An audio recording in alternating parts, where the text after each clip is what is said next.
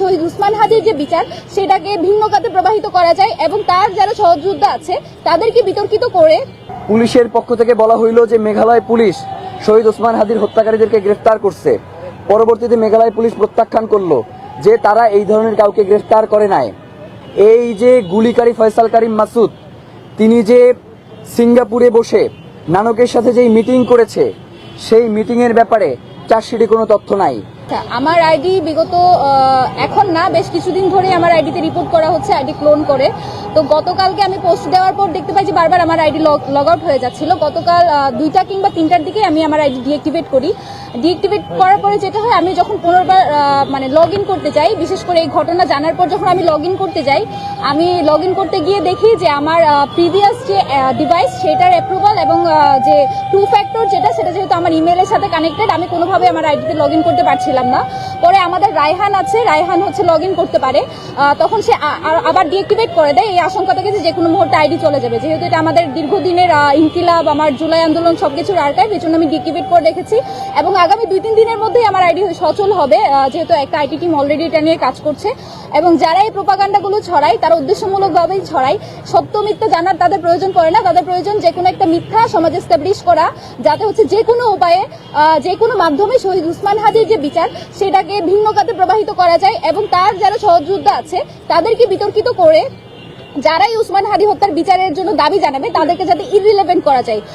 আমি তাদেরকে বলবো, আপনারা দয়া করে আরেকটু পড়াশোনা করে আরেকটু স্কিলফুল হয়ে তারপরে এই প্রোপাগান্ডাগুলো ছড়াবেন। কারণ পৃথিবীতে কোথাও কোনো বলদও মানে নিজের ফেসবুক অ্যাকাউন্টে কোনো খুনের হত্যার বিচার দাবি মানে পরিকল্পনা করে না। এবং আমাদের জায়গা থেকে যদি আমাকে, জাবের ভাইকে, ইনকিলাব মঞ্চের সবাইকেও যদি আপনারা শহীদ করে ফেলেন, তাতেও আসলে শহীদ উসমান হাদির যে বিচার সেটা থেকে আপনারা বাংলাদেশের জনগণকে সরাতে পারবেন না।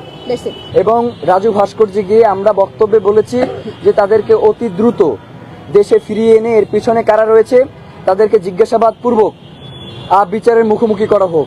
কিন্তু গতকাল থেকে এক ধরনের একটা প্রোপাগান্ডা দেখতে পাচ্ছি যে ইনকিলাব মঞ্চ নাকি শহীদ ওসমান হাদির হত্যাকারীদের গ্রেফতার হওয়ার পরে তারা নিশ্চুপ হয়ে গেছে।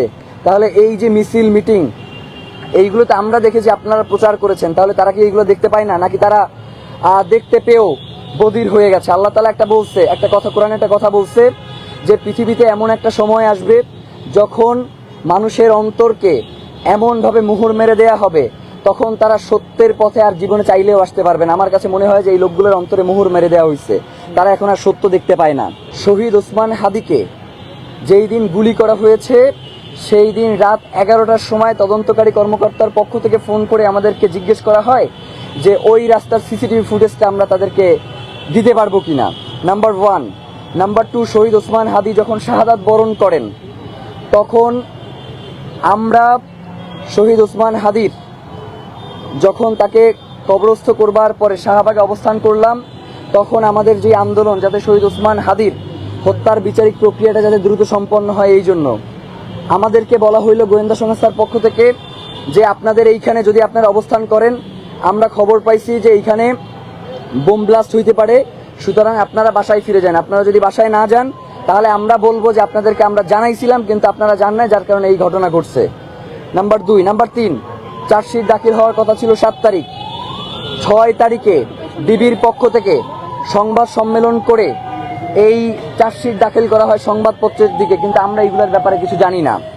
নাম্বার 4, এখন পর্যন্ত আমাদের সাথে যেই কোঅর্ডিনেশন করে কাজগুলো করবার কথা ছিল, যোগাযোগ করে, এখন পর্যন্ত আমাদের সাথে ওইভাবে যোগাযোগ করে মামলার কাজগুলো বাস্তবায়ন করা হচ্ছে না।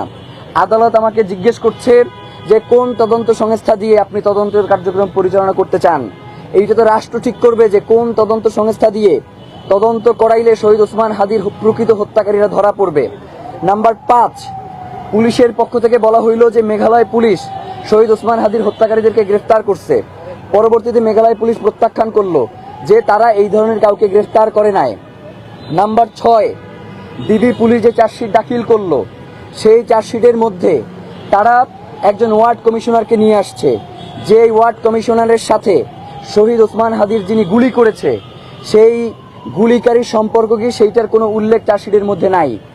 এই যে গুলিকারী ফয়সাল করিম মাসুদ, তিনি যে সিঙ্গাপুরে বসে মাহবুবুল করিম হানিফের সাথে যেই মিটিং করেছে হানিফের সাথে, নানকের সাথে যেই মিটিং করেছে সেই মিটিং এর ব্যাপারে চার্জশিটে কোনো তথ্য নাই।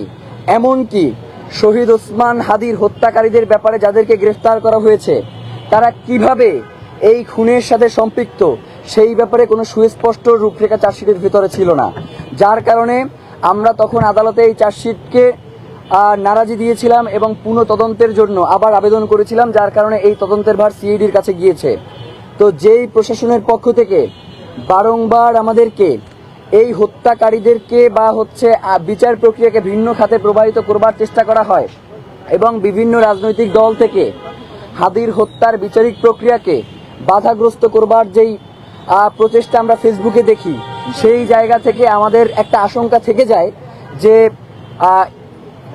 প্রশাসন চাইলেও এই হত্যার সুষ্ঠু তদন্ত করতে তারা সক্ষম কিনা। এই জন্য আমরা জাতিসংঘের অধীনে শহীদ ওসমান হাদির হত্যার একটা তদন্ত করবার জন্য তাদেরকে বলছি, বিচার করবার জন্য তাদেরকে বলি নাই। পৃথিবীতে এর পূর্বেও বেনজির ভুট্টো, রফিক হারিরির মতো লোকদের তদন্তের কাজ জাতিসংঘের অধীনে হয়েছে এবং বিশ্ব মিডিয়ায় শহীদ ওসমান হাদিকে, শুধু আমরাই নয়, বিশ্ব মিডিয়া শহীদ ওসমান হাদিকে বাংলাদেশের প্রেক্ষাপটে অত্যন্ত গুরুত্বপূর্ণ রাজনৈতিক ব্যক্তি হিসেবেই তারা মনে করেছেন। সুতরাং বাংলাদেশে রাজনৈতিক স্থিতিশীলতা, নিরাপত্তা, এই সকল ইস্যু সলভ করার জন্য শহীদ ওসমান হাদির হত্যার একটা সুষ্ঠু তদন্ত হওয়া প্রয়োজন। সেই জন্যই আমরা সরকারের কাছে আহ্বান জানিয়েছিলাম যে জাতিসংঘকে যাতে শহীদ ওসমান হাদির হত্যার তদন্তের ভার জাতিসংঘের কাছে হস্তান্তর করা হয়। জি, আর কার কোনো প্রশ্ন? আমার একটা প্রশ্ন আছে। জি, আপনি কি সাংবাদিক? সাংবাদিক ছাড়া এখানে, এটা তো সংবাদ সম্মেলন করতেছি। ভাই শেষ করে শেষ করে।